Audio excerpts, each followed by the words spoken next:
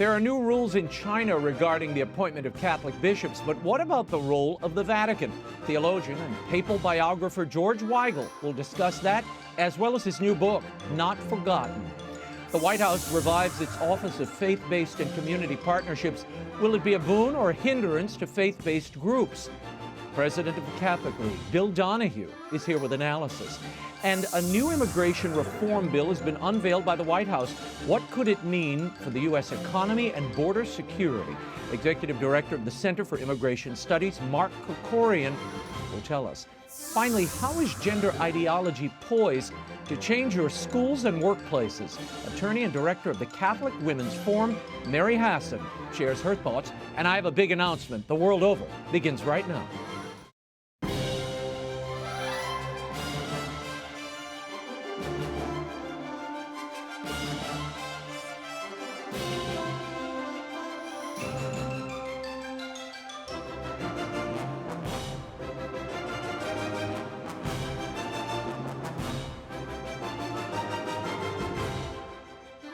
Now, Raymond Arroyo. A warm welcome to all of you joining us in the United States and the world over. An important show for you tonight. George Weigel, Bill Donohue, Mark KRIKORIAN, and Mary HASSON are all straight ahead. If you'd like to comment on tonight's show, send me a tweet. I'm at Raymond Arroyo. Lots to cover. Let's get to it. New rules for the appointment of bishops in communist China will soon go into effect. But one of the principal parties to that arrangement seems to be left out of the process. Why does it appear that the communist Chinese government has more say in the appointment of Catholic bishops than the Vatican? Joining me now to discuss is the distinguished senior fellow at the Ethics and Public Policy Center and author of the brand new book, Not Forgotten, Elegies For and Reminiscences of a diverse cast of characters, most of them admirable, and now the very admirable George Weigel. George, thanks for being here. We're going to get to the book in a moment, which I loved. But I have to ask you about the report this week on these new rules in China governing clergy, scheduled to go into effect on May 1st. Now, under those rules, the state-run Catholic Patriotic Association will be responsible for selecting episcopal candidates, bishops. The candidates will then be approved and consecrated by the Chinese Catholic Bishops' Conference. The rules do not mention any role by the Vatican in appointing those bishops, despite that 2018 Vatican-China agreement reportedly involving both Chinese authorities and the Holy See. What do you make of these new rules, which seem to exclude the Vatican?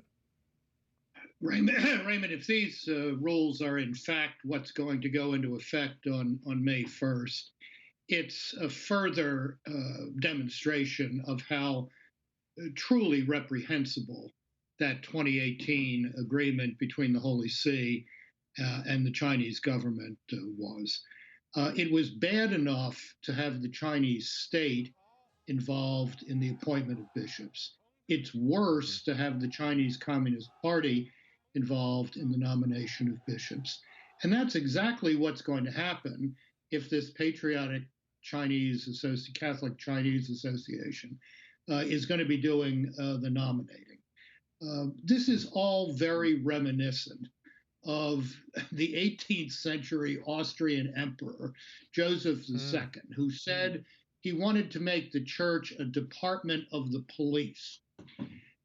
The Chinese Communist Party seems determined to make the church a department of the Chinese Communist Party, because those rules, as you know, also specify that religious communities must promote the ideological line of the Chinese Communist Party. This is reprehensible, and that this is happening at exactly the moment when brave Catholics like Jimmy Lai and Martin Lee are on trial for simply exercising their right to free speech in Hong Kong is a real wound on the church, and it is frankly a great black mark on those who made this deal with China. Cardinal Joseph Zen has repeatedly warned that this China deal was no good and that the Vatican was not getting anything out of it. A year ago, he told me about the choice of bishops in China. Listen. They say the Pope has a right to veto the nomination by the communist authority. But I doubt if there is such thing in the agreement. But even suppose they really give you the right of veto, how many times you can veto? Because you will be embarrassed to veto indefinitely. Your thoughts, George, is that an accurate read on where we are today? It's a very accurate read, Raymond. I've discussed this with Cardinal Zen, as you have, and to set up a process in which the only thing the Holy See can do is say no, it is simply ridiculous. This is a violation of the Church's own canon law. It is a real blow against an evangelically vital missionary Catholicism in China. And if we could just continue for just a moment on some of these further rules. Yeah, I want to share with the audience, George, some of these rules.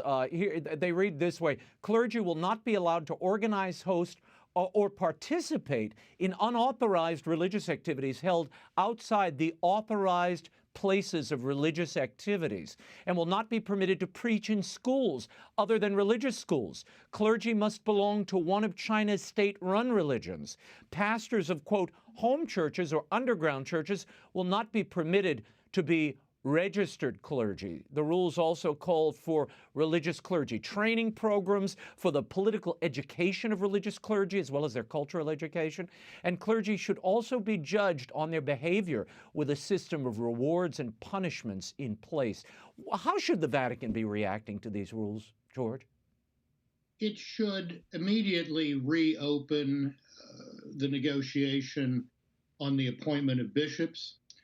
It should be vocally, publicly defending Catholics like Jimmy Lai and Martin Lee, currently on trial in Hong Kong. And it should make clear to the Chinese authorities that the Catholic Church is not going to kowtow to a totalitarian regime that wishes to use religious organizations for its own ideological and political purposes. This is the only thing that worked in facing down communist regimes in Central and Eastern Europe in the 20th century. Why the lesson of that has not been learned in the Vatican, and particularly in the Secretariat of State of the Vatican, is one of the great mysteries of contemporary Catholic life. I want to talk about your new book, Not Forgotten, and it really chronicles 68 incredible people, some of whom you knew personally or admired from history. How did you choose who to include in this book, George? Raymond, it struck me recently, earlier this year, earlier last year, that I had been writing an awful lot of obituary columns recently. I suppose this is what happens when you get to a certain age and, you know, friends and colleagues are dying at a more rapid pace. And it occurred to me that putting those elegies and reminiscences together with earlier ones that I had written might make an interesting book, a kind of panorama of fascinating personalities from the church, from the sports world, from the political world, from the entertainment world. I've got a piece in there on Denny Doherty and Cass Elliot from the Mamas and the Papas, which I suppose dates me rather precisely. The thread running through this is that, you know, all lives are consequential lives because every human life is an idea of God's. And every human life is capable of being lived vocationally. We can all live vocationally. We can all live purposefully. And these are 68 examples of that, although some of them are examples of how not to live purposefully in a noble way. You really also lay out the idea that there are lessons to be gleaned from these lives. You reflect on, and I want to run through some of the folks you mentioned. You reflect on former ambassador to the Holy See and a fellow New Orleanian, I knew her, Lindy Boggs, and how she worked to reestablish better relationships between the U.S. and the Vatican. Now, this was a big deal given the Clinton administration's fury over the Holy See's role at that 1994 Cairo conference on population and development, which I remember covering. What was the point of adding Lindy Boggs here? Lindy Boggs was a remarkable woman who thought she was at the end of her public life, and then in her early 80s discovered a new public vocation to be the U.S. ambassador to the Holy See, where, as you said, she did a remarkable job of repairing broken lines of communication so that when the administration changed in 2001, Ambassador Jim Nicholson could come in to succeed her and find a good working relationship between the United States government and the Holy See. Lindy was also just great fun. And yeah, I agree. I enjoyed in the book telling the story of how she and I outfoxed a Hillary Clinton mole who had been planted in her embassy in Rome. No, she was how many other Holy See ambassadors, George, lived on Bourbon Street, quite literally? She did. Not surprisingly, Pope St. John Paul II is included in your book. You write the following about what he saw as the key to true freedom in the 21st century. Thus, the key to the freedom project in the 21st century, John Paul urged, lay in the realm of culture, in vibrant public moral cultures capable of disciplining and directing the tremendous energies, economic, political, ascetic, and yes, sexual, set loose in free societies. A vibrant public moral culture is essential for democracy and the market. Have we forgotten some of that lesson, do you think? I'm not sure we ever learned it, Raymond. Some of us did, of course. I think a lot of our countrymen instinctively understand that. But our public moral culture today seems to have reduced the idea of freedom to that rather witless Frank Sinatra lyric, "I did it my way." And the law, the Supreme Court in 1992, in the famous Sweet Mystery of Life passage, as Justice Scalia called it, reduced the idea of freedom to mere desire, and reduced the idea of the human person to just a bundle of desires, all of them morally commensurable, and said that the function of the state is to satisfy those desires. This is not a mature idea of freedom. And we've seen some of the effects of this erosion in our country over the past year, when it has become virtually impossible to have a serious conversation about serious matters. Yeah.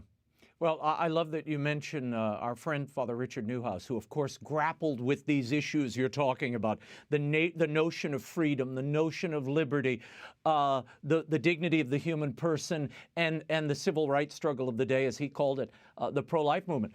I love that you underscore the duality of Father Richard here, because on the one hand, he's this voracious reader of history and theology and philosophy, and yet he loved singing around the piano and watching Talladega Nights. What's Richard's lesson here, George, that people need to recall? Well, Richard was many, many things, but he was first and foremost a radically converted Christian disciple.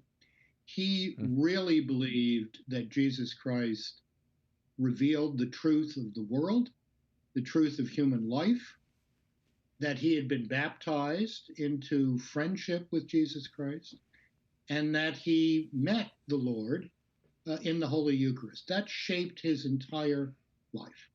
He once said to me, I don't think I mentioned this in the book, that he was often struck in walking through Manhattan and looking at those vast crowds of people, that every one of them was a someone for whom the Son of God had entered history, died, and been raised from the dead. That idea has stuck with me for 40 years. Yeah. No, Richard was wonderful at, he would open up those, open up your eyes to things you've been looking at your whole life, and you suddenly saw them in a deeper way. I mean, it was his great gift, and he was great fun, as you remind us in the book. Talk to me about Henry Hyde. He's also profiled here in Not Forgotten. Henry Hyde is a figure who today you hear his name invoked regularly because of his Hyde Amendment. Why did you include him here? Henry was a great friend of mine for 25 years. I did a lot of work with him over that period, including during the Clinton impeachment episode. He was the undisputed political leader of the pro-life movement in the country. He was fantastically good company, a wonderful storyteller, but a very, very serious man. A great reader of history, a very serious legislator, and he's kind of bookended in Not Forgotten with another great figure that I worked with, Scoop Jackson, the senator from Washington.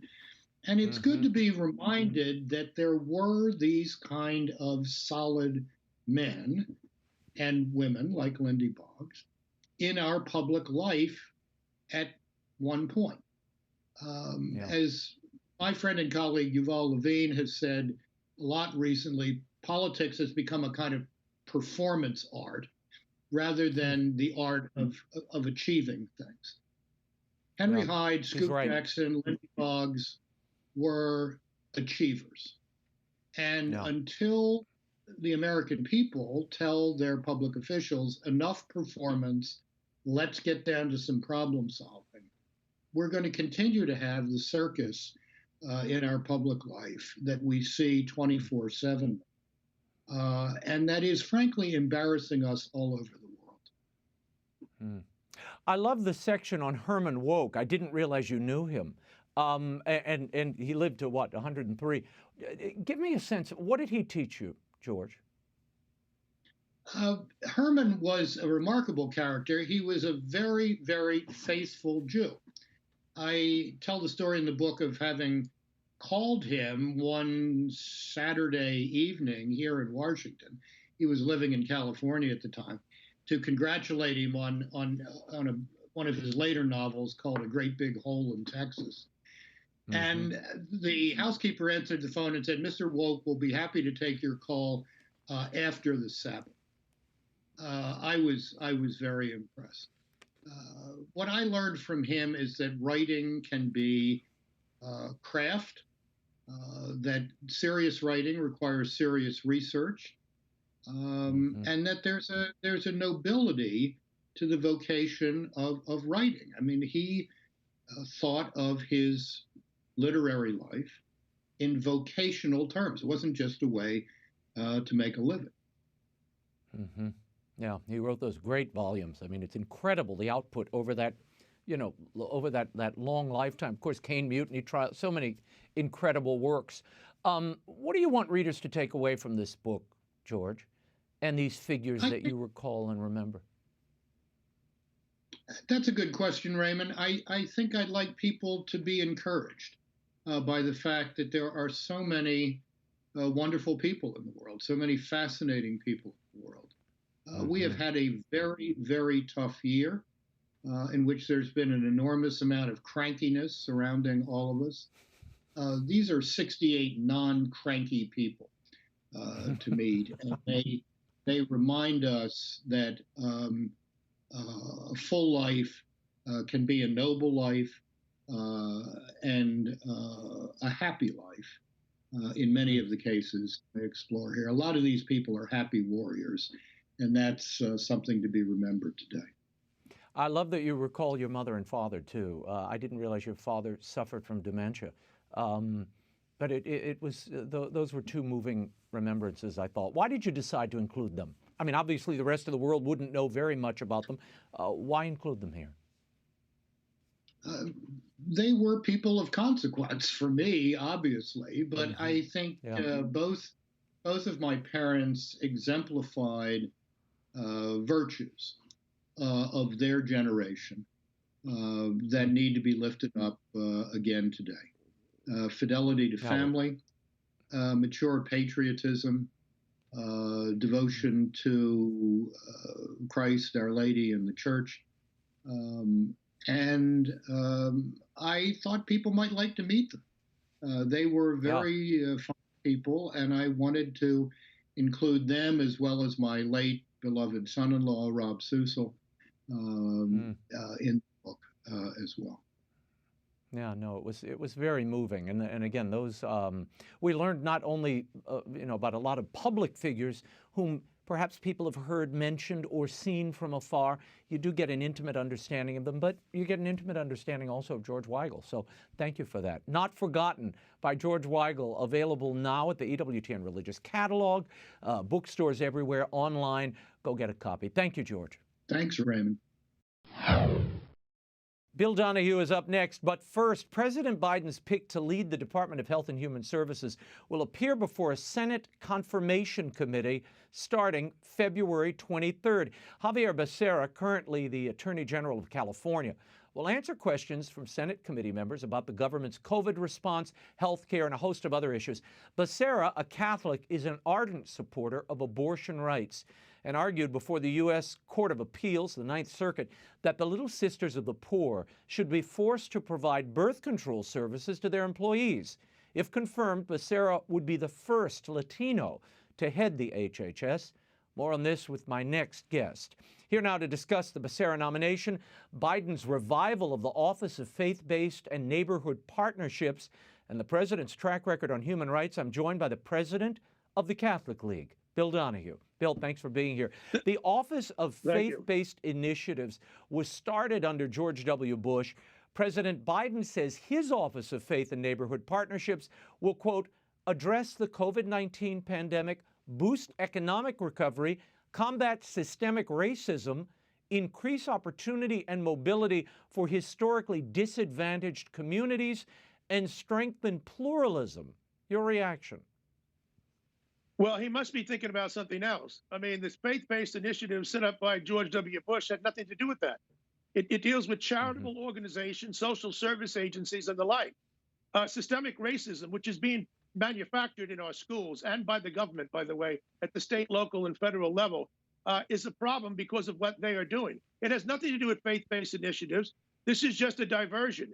I guess they were going to sexualize and racialize every aspect of the Biden administration in every agency and in every department. Because if you take a look at the original intent of the faith-based initiatives, it has nothing to do with what he's talking about, which is a social engineering agenda. Given Biden's commitment to abortion and LGBT rights, how might that affect the practical work of this faith-based office, Bill? I mean, do you think there's going to be a religious litmus test applied? Well, there'll be a secular test, which is that, in other words, the religious interests have to bow to the secular. You're talking about the secularization of faith-based initiatives. Obama did this first, and of course, it was the Obama-Biden administration. So they're continuing with this practice. Let me give you, the audience, a couple of quick examples. You have Orthodox Jews who want to run a daycare for their own people. Obviously, if you have Catholics or Muslims or Mormons or somebody else running it, you can't be faithful to their tradition. That's what they want to do. I hope people understand that. They don't want people to be able to hire their own when you have faith-based programs, which means Orthodox Jews can't have Orthodox Jewish daycare centers. The same would be true of Catholics who object to same-sex people adopting children. So, in other words, they're trying to secularize everything, and that's really neuters the whole purpose of them, which is why in 2010 and in 2011, under Obama-Biden, I called for the end of faith-based initiatives. If you're going to neuter them to negate their whole reason for being, then we just as well shouldn't even have them in the first place. Yeah, well, I remember Kate O'Byrne of happy memory many years ago when this started.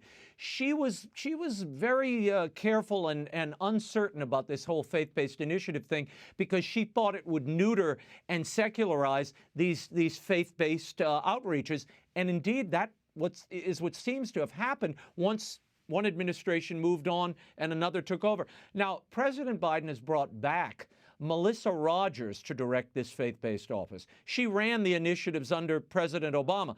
Bill, you wrote this about Rogers' appointment. Biden's decision to appoint Melissa Rogers to head the White House Office of Faith-Based and Neighborhood Partnerships is telling. He could not have chosen a more seasoned secularist to steer these faith-based entities. Why do you say that, Bill?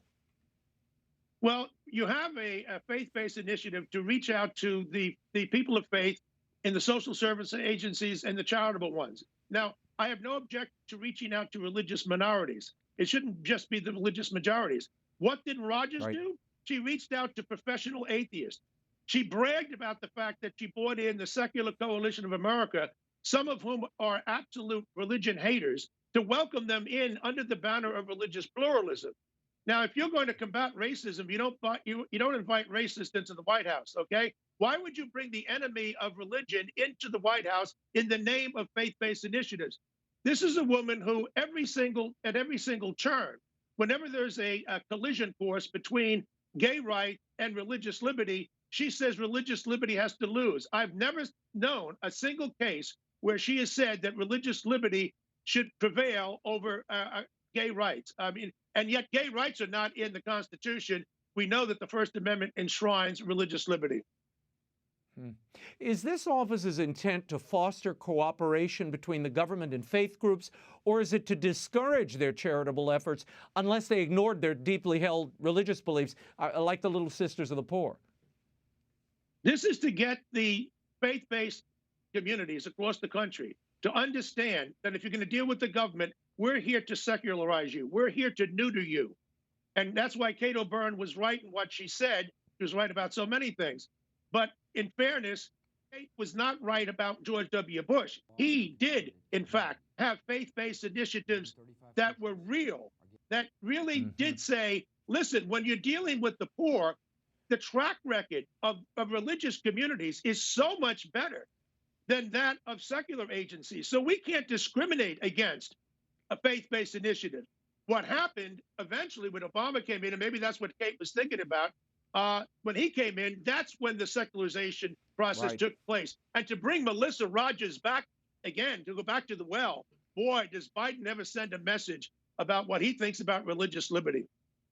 Well, I'm also persuaded, Bill, and I've talked to a number of folks near the administration, I think this is also an organizing force where they are trying to, the Biden administration, assemble a kind of ragtag group of very small religious groups, meaning atheists, people who really don't have any deeply held beliefs or aren't part of any major communions, so that it looks like they have a faithful group in the way that Trump had evangelicals, Catholics, serious Jews on his side. This will be their kind of political religious phalanx, so they can say, well, look, we have the faith-based community with us as well. Might that be behind this effort, where it's more of an organization effort, not anything that actually materializes? You're absolutely right. Very astute observation. Let me back it up. The purpose of doing this is not because they want to reach out to the Sikhs. They don't care about the Sikhs. They want to dilute the effects of Christianity and Judaism. That's what our founding heritage is based on. It's not based on any of the people's religions. And that's why they choose December as diversity month. They want to invent and create and discover every small religion in the world. Why? Because they know it's a Christmas month, and that's what we celebrate. The Christians herald their own religious traditions. And this is the way of dumbing it down. They don't celebrate every ethnic group in the world in February, do they? It's Black History Month. Now, all of a sudden, if you wanted to include the Southeast Asians and everybody else in this, you would have the effect of diluting the significance of Black history. That's what they're doing here. This is a game that they're being played, and I'm not fooled by it as a sociologist, I can tell you that. As I mentioned earlier, Biden's pick for HHS Secretary Javier Becerra sits before a Senate confirmation hearing this week. Bill, Becerra is another cradle Catholic with views that, like the president's, that run contrary to church teaching, notably on abortion. And he did argue against the Little Sisters of the Poor. What are your thoughts on this nomination? You couldn't have chosen a worse person in the United States than Becerra to head up the HHS department. This tells me a lot about Biden and where he's at. you've got a guy in there in HHS. He's not taking care of the Secretary of the Interior. And this guy has a 100% abortion record, clearly from Planned Parenthood and NARAL. He gets a 0 from National Right to Life. He's in favor of end-of-life initiatives. Well, if you don't believe in life at its beginning, why would you care about life at its end? And he's totally opposed to religious liberty. This is what President Biden wants, all right? I don't care how many times he goes to church or how many rosaries he has. What he is doing to this country already with his appointments and the ones he wants to appoint, the people like Becerra, is to basically eviscerate religious liberty as we know it. And that's what I'm interested in. What are you going to do about policy making and your appointments as judges? And if you're constantly working against the Catholic Church, you can have all the rosaries you want in the world. It's not going to stay with the criticism from people like the Catholic League and many others. Bill, I want to switch gears just slightly and talk about Biden's human rights record. I want to get your reaction to it. The president said this at a CNN town hall earlier this week. He was asked about China's treatment of Muslim Uyghurs. Listen. The central principle of Xi Jinping is that there must be a united, tightly controlled China. Culturally, there are different norms that each country and their leaders are expected to follow. Different norms each country is expected to follow. Bill, we're talking about imprisoning people for their faith, sending them to labor camps. Some call this a genocide. Your thoughts, and how does this fit with the administration's overall prioritization of true human rights? Yeah, we're talking about the rape and the torture of innocent Muslims that Joe Biden is not prepared to object to. You know, there's a difference between the culture and the political realm. This is not cultural norms. These are the strictures coming from the Communist Party. He doesn't understand the difference between the political and the cultural segments of our society. And by the way, if he's concerned about imposing our Western values on China and insisting on elementary human rights, why is his administration so busy? He just wrote a memo this month in February saying that in our foreign aid programs, we have to force the LGBTQI, XYZ, and I can't keep up with the alphabet soup, down the throats of other countries.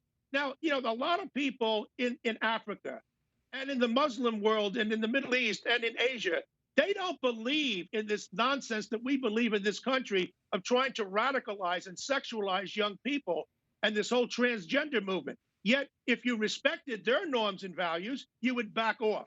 But no, when it comes to that, you want to shove American values, our libertine sexual values down their throats. So Biden is simply ignorant about the difference between politics and culture, and he's a hypocrite on this other matter. Before we go, Rush Limbaugh, the iconic conservative radio host and broadcasting pioneer, passed away on Ash Wednesday. He interviewed you for his newsletter, I recall, several years ago. Your thoughts on his passing, Bill, and the vitriolic remembrances we're hearing in the media this week?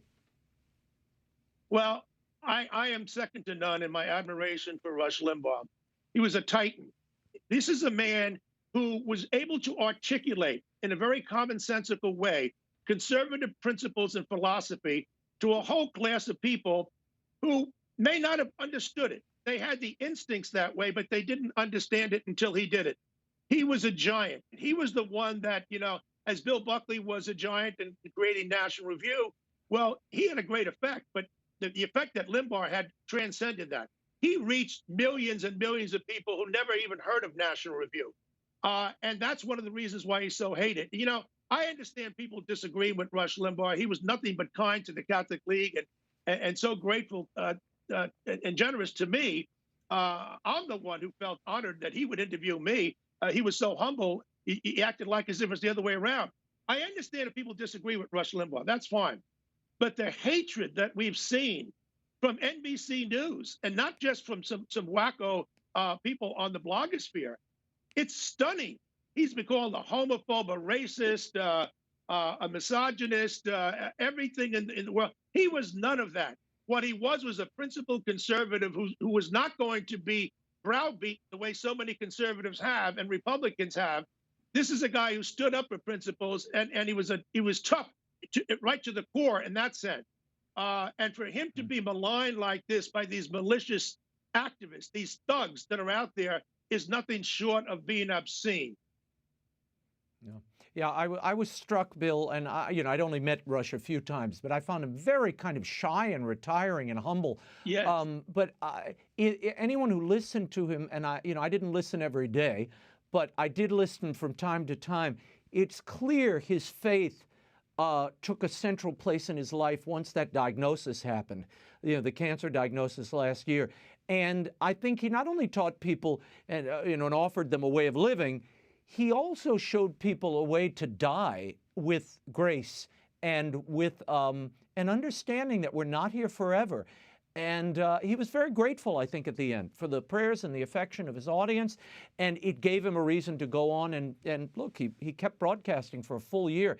He was a fighter till the end. And for that and his broadcast breakthroughs, you have to give him credit. Well, I actually didn't meet him. He interviewed me for about an hour and a half. But, you mentioned his humbleness. Boy, did that come through, his humility. This guy is the giant of them all. And yes, he was very kind, very interested in the direction of the Catholic Church. And quite frankly, he did give Pope Francis a slap on the wrist at one time early on. And then I got besieged by people, are you going to call Limbaugh an anti-Catholic? Well, first of all, I look at the pedigree. Who's asking me to call him an anti-Catholic? The left-wing anti-Catholic, the ones who have a track record of doing so. And Rush Limbaugh was no more a bigot than you are or I am. But that's what happens with people. They try to play us at the Catholic League. They say, well, Donohue's the fighter against anti-Catholicism. No, I don't go after anybody for criticizing this pope or any pope. We go after people when in our estimation, they've hit below the belt, when they get dirty, not for criticism. That's all part of free speech. And if people don't understand the difference, maybe they're not too bright. Bill Donohue, thanks for being here. We will check in with you. You can follow the work of Bill Donohue at catholicleague.org. The White House and congressional Democrats have unveiled a sweeping immigration bill. Earlier in the week, White House Press Secretary Jen Psaki confirmed that President Biden's immigration bill does include a controversial 8-year pathway to citizenship for illegal aliens. Listen. There certainly is part of the proposal that the president outlined and proposed on day one is an earned path to citizenship, right, for 11 million immigrants who are undocumented immigrants who are living in the country. Here to help us unpack Biden's new plan for immigration reform is the executive director of the Center for Immigration Studies, Mark KRIKORIAN. Mark, what message is the Biden administration sending to people who have gone through the legal channels to obtain citizenship? That they're suckers. That's the message that's being sent, because this bill would legalize the entire illegal population. And this is something they're not talking about. It would legalize everybody who got here before January 1st of this year. So it's not even established illegal immigrants. It's people who got here a month and a half ago. And I mean, put that in context. What does that mean? Because in general, when you see the polling on this, Americans support helping people. They want to embrace those who are fleeing persecution. But the consequences of that, the educational consequences, the welfare consequences of that, the community transformation in some areas. What does that mean, saying, okay, everybody's now a citizen who's here? Well, they're not all citizens yet, but they would all be legal. What it means is that they're teeing up a situation, because this bill also reduces immigration enforcement. They're teeing up a situation where you're going to have even more illegal immigration in the future. It's essentially guaranteed. The bill also doubles legal immigration. So this really is a transformative piece of legislation that makes the earlier bills from, for instance, the Gang of Eight bill from when Obama was around, makes that seem kind of moderate almost. Yeah, well, the immigration bills, as you mentioned, pushed by Bush and Obama, it was also a grand bargain, amnesty for those already here in exchange for promises to enforce the law in the future. Now, those bills never made it out of the gate. Why not, and could this time be different? I don't think this bill is going to pass in its current form. And I think the activist groups have been pretty open in saying that. There are stories in Politico and New York Times saying that the activist groups are willing to go for pieces of this bill.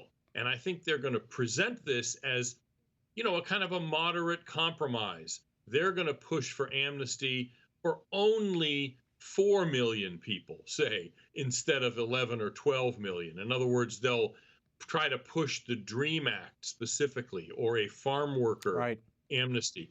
But those all have the same problem because there's still no enforcement in them. And if you amnesty people who are here without fixing the problems that created the illegal population, you're not fixing anything, because you're just going to have another debate like this a few years down the road. Republicans are saying they will not support the bill. Senator Mitch McConnell called it, quote, a massive proposal for blanket amnesty that would gut enforcement of American laws while creating a huge new incentive for people to rush here illegally at the same time. Your reaction, and is this already creating a surge at the border, Mark? I read a story today. The border security picked up 200 migrants dumped by human traffickers as that storm moved through Texas. And suddenly the United States had to, care for these 200 people. I mean, it's not just this bill that is drawing people north, but it is the overall Biden approach. We've been calling it the Biden effect at the border, because even before he was sworn in, there was a whole group of illegal immigrants that occupied one of the bridges in El Paso over the border because they were waiting in Mexico, as they were required to. And they were chanting, Biden, Biden, Biden. In other words, they understood that Biden's laxity on immigration, and this bill is just part of that broader approach, means that they're going to be able to get in. And they will. So even if this bill doesn't go anywhere, the Biden administration's unwillingness to even enforce current immigration laws is going to lead to a building surge at the border of illegal immigrants. Wow. Republican Senator Lindsey Graham and Democratic Senator Dick Durbin have suggested a limited bill that focuses on the DACA recipients, as you mentioned a moment ago. Now, DACA affects approximately 700,000 people who were brought here illegally as minors. They're now adults for the most part. There is support on both sides of the aisle for creating a pathway for these dreamers. But where do you draw the line, Mark? I mean, the DACA kids can stay, but their parents and grandparents have to go home? That doesn't quite... it's not going to, that won't sell. Yeah, and that's a good point. And remember, the bill, all of these bills do not just deal with the people who got work permits from Obama illegally under the DACA program. As you suggested, that's something like 700,000 people. All of them push the envelope and end up trying to give green cards to maybe 3 or 4 times as many people, 2 million people or more. If it were talking just about people who came very young, grew up here, in other words, they didn't come as teenagers, they came as little kids, spent their whole schooling in the United States, that's something I'm even for, under certain circumstances, if it has enforcement measures and if their parents don't benefit. And none of the legislation includes measures like that. Yeah, no, there has to be a balance here. I mean, you can't have just an open border. That's not a country. That's an open territory. And the other part of this is Americans are a compassionate people. These people should be cared for in some way. I mean, the best scenario would be for them to have opportunity in their home country, which we have funded through aid packages and we have facilitated through trade agreements. One would hope that you could get to a point where they wouldn't have to flee for a better way of life, that they could find their better way of life in Honduras or Guatemala or Mexico. But barring that, should there just be an open border in the United States? Now, the Biden administration, they've revived the so-called catch and release system when it comes to dealing with illegal immigrants at the southern border. 2 weeks ago, President Biden signed an executive order revoking President Trump's ban on catch and release. So Biden will allow undocumented migrants to remain in the U.S. while awaiting their immigration proceedings. Many migrants don't show up, Mark, for their trial dates. They just disappear. Why revive this catch and release system? So you check the person in, you make a court date, and you send them on their way, and they're released into mainland America. Well, because the activist groups that have basically taken over the mainstream of the Democratic Party on immigration, this is really part of a radicalization of the Democratic view on immigration that started before Trump, insist that anything Trump did has to be undone. And basically their sort of fundamental approach to immigration is that anyone who wants to come here has a right to do so. We have no right to stop them. That's what this all boils down to, and it's put into legislative language, but the principle is we have no right to keep people out unless they're terrorists or murderers, something like that. But ordinary people who want to come here have a right to come here. That is where the Biden administration is coming from. What kind of predicament is the Biden administration putting on countries like Mexico and Guatemala? What predicament are they putting them in when they're giving the message, as the Mexican president said the other day, that the doors are open? And what about the migrants now subjected to these traffickers, horrible people? Yeah, I mean, the issue really, most important issue, I think, is what is Mexico, and then maybe secondarily Guatemala and other countries, what are they going to do? They have been cooperating with us far more than I expected because of President Trump's, use of carrots and sticks. But who believes that a feeble time server in the White House is going to, exercise any kind of authority against Mexico? It's not going to happen. And so, little by little, you're going to see the Mexicans and the Guatemalans ease up. They may still want to stop big caravans because that just makes them look bad. They're violating their country's sovereignty.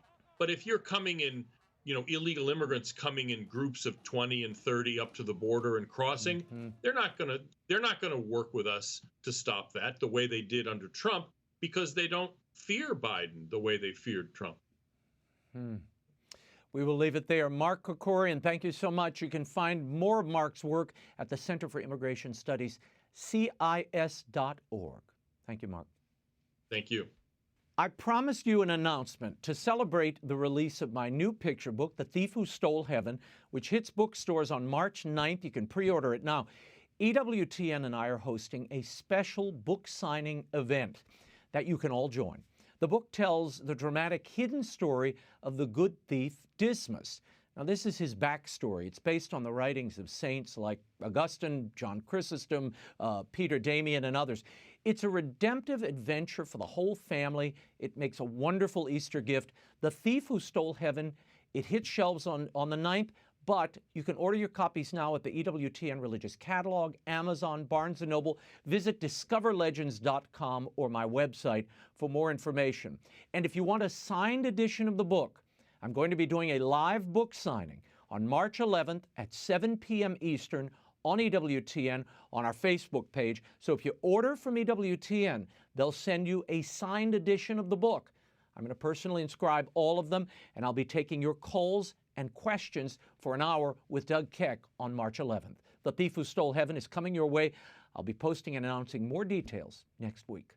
In one of his first acts in office, President Joe Biden signed an executive order to expand sexual discrimination in federal law to include sexual orientation and gender identity. The move could impact all sectors of society, including school sports, the privacy of single-sex bathrooms, faith-based organizations, etc. Joining me now to discuss the impact of gender ideology on our society is the Cato Byrne Fellow in Catholic Studies at the Ethics and Public Policy Center, Director of the Catholic Women's Forum, Mary HASSON. Mary, thank you for being here. I love that you're the Cato Byrne Fellow, our dear friend Kate. I want to begin with the executive order Biden signed titled Preventing and Combating Discrimination on the Basis of Gender Identity and Sexual Orientation. Why do you believe redefining sex to mean sexual orientation and gender identity is problematic? For one, because it's not true, because we know what sex means, because sex has always referred to the reproductive organization of the species. So it's either male or female, and there's never been a person who's been born who didn't come from a male or female. So we know, what sex is and who the two parties are, male and female. And so this redefinition erases science, number one, but it imposes really a cult concept of the person throughout government in a way that's going to be just tremendously damaging in many, many sectors. During a White House press conference last week, Press Secretary Jen Psaki had this to say when asked if the president had a message for school officials in dealing with disputes already starting to arise between trans girls, that is the biological male who identifies as a female, who are competing against biological girls in school sports. Listen.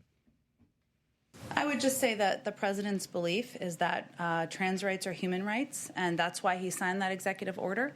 And in terms of the determinations by universities and colleges, I would certainly defer to them. This seems to be a closed issue, Mary, for this administration. Trans girls are girls, and that's it. Your thoughts? Well, unfortunately, I think it is a closed issue for them because this has been part of the agenda for a long time, which is one reason why he's acted so quickly on it. But people need to realize that what they're doing is something that has huge ramifications. Gender identity is really someone's self-perception of who they are. So when Jen Psaki says, you know, trans rights are human rights, well, every person has human rights, but we don't have the right to redefine reality. And so what gender identity laws do are they say that every person is sort of decides their own role on the world stage, but that you get to compel others to be part of your narrative. So if you are a male and you identify as a female or non-binary, under these laws, under the executive order and then the Equality Act that was introduced today, assuming if that passes and gets through, what's going to happen is that every American is going to be forced to affirm this false and radically problematic definition of the person, where the person self-defines who they are. What impact does this have on girls and all of the hard-won gains women have made for the last several decades, not just in sports, but in the workplace? Raymond, this is exactly the issue. And this is why there's a broad coalition of both radical feminists, normal people with common sense, people of religious faith who are looking at this and saying this makes no sense, that these provisions protecting, quote, gender identity, in other words, someone's feeling-based identity, overriding the biological reality of sex, wipes out women's gains in sports, in the special programs to encourage women to be in STEM programs or to pursue certain careers. And so the law has, up until the Bostock decision last summer, the law acknowledged the reality that there are males and females, and that because women had been discriminated against, the law purposely intended to protect women, to make space for women in society. But what this is doing is really erasing those gains and putting women at risk in many respects.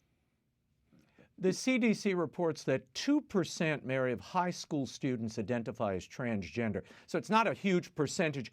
But why are we seeing so many kids identify as trans? How much do you attribute to social media? I attribute a lot to social media, but also just the general culture. So there is a social contagion going on. So even though that CDC data said just under 2% of high schoolers identify as transgender, in other data, the state of Minnesota did its own survey, and that showed about 3%. But even these are 3 and 4 years old, this data. And we're seeing just anecdotally, when I talk with teachers in schools across the country, they say, particularly in middle school and early high school, it's kind of the cool thing to do. People are identifying as transgender or non-binary, and particularly the most vulnerable kids are those who are already struggling for other reasons. Sometimes they have autism. Sometimes they're, they feel like they don't fit in, or the girl who's struggling with her body going through puberty. These are the kids who become vulnerable to this narrative that they really can redefine who they are. So that number is a bit deceptive. It's in fact, what we're seeing are clusters that are far higher.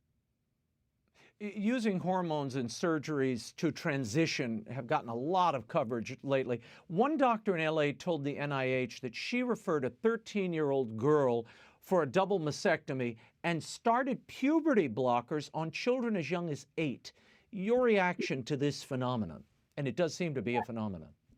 It is. And in fact, that data that you're referring to has been reported out in an NIH funded study. So this is not some right wing talking point or something. This is the data produced by people who are actually doing these surgeries and putting these kids on these life changing hormones. And make no mistake, taking these hormones, these cross sex hormones, is life altering, not just in terms of a child's appearance, because you can't change sex.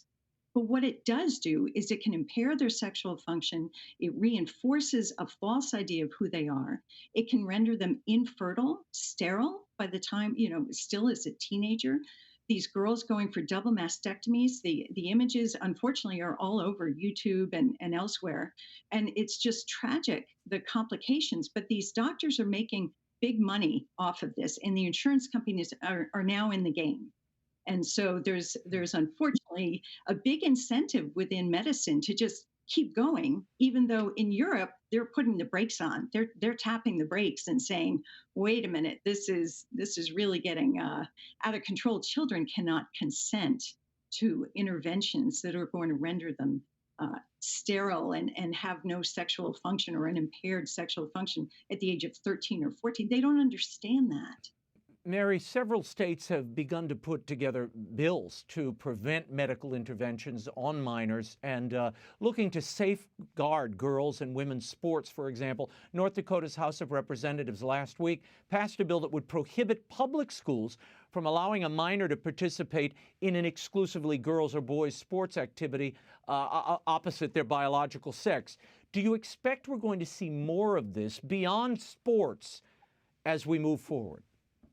I hope so. I think people intuitively get why it makes no sense to allow someone who is a biological male to compete against women, because we can see the data, we can see the different body types. We know that's unfair. So I think that's a good way to help people realize something is really off with this whole gender identity thing.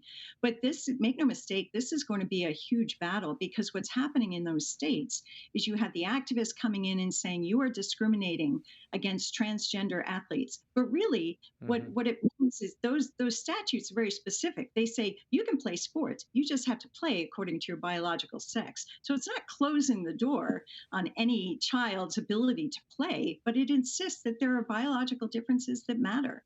So hopefully we're going to see more and more state level statutes, not just addressing the sports, but also tackling this idea that minors should not be the subjects of medical experiments that are going to deprive them of their fertility, that are going to change their bodies in drastic ways, and will not solve the emotional issues that are really driving this.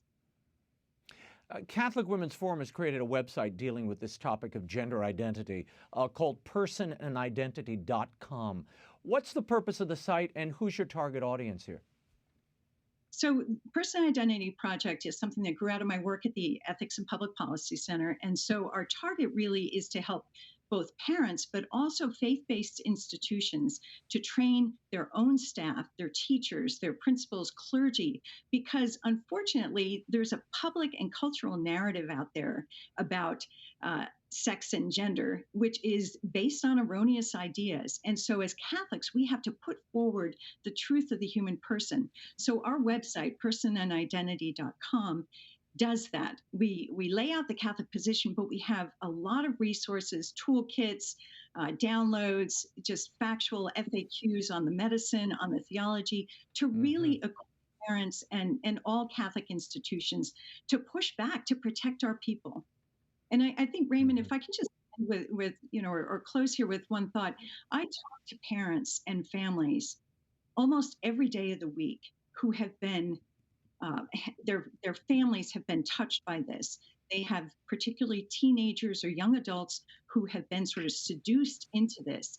And the pain and tremendous sadness that those families are experiencing is just something it's devastating. And so the church needs to walk alongside these families.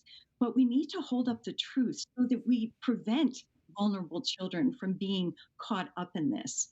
And that's what real passion and love are, giving people the truth about who they are. Mary Hasson, thank you for being here, and we'll check in with you in the days ahead. Thank you. And The World Over is now available as a podcast. Download us at Apple Podcasts, Spotify, or wherever you get your podcasts. Take us wherever you go. That's all the time we have for now. Be sure to catch us next week. Until then, we'll be scouting the world over for all that is seen and unseen. On behalf of the staff and crew of EWTN News, thank you for watching. I'm Raymond Arroyo. Bye now.